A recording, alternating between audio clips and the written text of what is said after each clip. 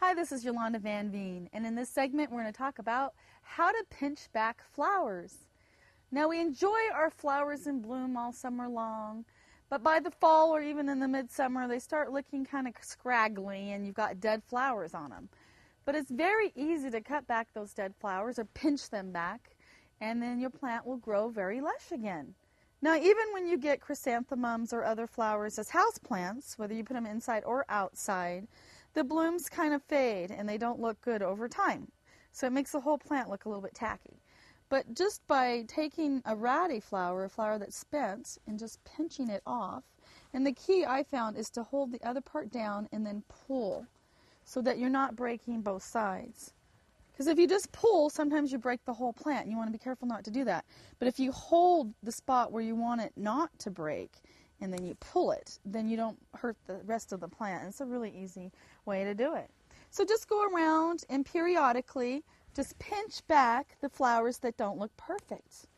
And a lot of times it doesn't have to be the whole flower. Even a couple of the petals, even in a rose too, the bottom roses, if you just pinch those back and take those off, the rose is still beautiful. You just have a couple of the petals that don't look good. So that's my theory too. Just by pinching off a couple of the petals, a lot of times you can enjoy the flowers even longer. So as it dies back, I just keep pinching it back, and then in the fall too, it'll die back completely, and I'll just leave it almost to the ground. Because my theory is if it's green and looks good, leave it alone. If it looks brown or looks trashed in any way, trim it back. And that's an easy rule of thumb. Now when you get to have like a big hanging basket, the geranium for example, it gets really Medusa-like and there's foliage everywhere. And it's the fall now, and I've had some frosty evenings, so it's really getting beat up. But I still got beautiful blooms on it, and it's in the greenhouse now. And even in the greenhouse, I don't heat it up. In here in the Northwest, it'll get too cold, it'll die back completely. But I can leave it almost to the bottom of the pot as long as there's some stem with some new growth, and it will come back next spring. So I never throw them away. Even my ratty plants, I always pinch them back, and as long as there's sign of life, looks rooty or it looks woody on the inside, I never throw anything away. I just keep it dormant and throw it out in the spring, because you never know. You might lose it. It might be an annual, but a lot of times annuals will be perennials.